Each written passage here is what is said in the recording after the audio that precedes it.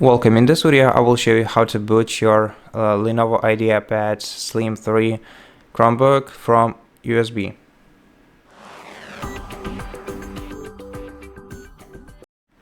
First of all, prepare a bootable USB flash drive using Chromebook Recovery Utility. We have a more precise description of how to do that in our video titled How to Install Chrome OS from USB on this laptop. And once you have it prepared, you have to insert it into the USB-A port on the right edge of your laptop. After you do that, you're gonna have to simply hold down the escape key and refresh key at the same time, and while holding them together, short press the power button and keep holding them until you are in the recovery mode.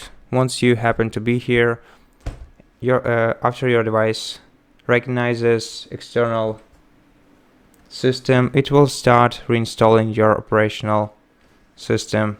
If you want to cancel this operation, you can simply remove your USB flash drive. Then navigate to power options and press enter to shut your laptop down. And that's it. Thank you for watching this video. If it helped you, please consider subscribing to our channel, leave us a like and a comment below, and I'll see you in the next one.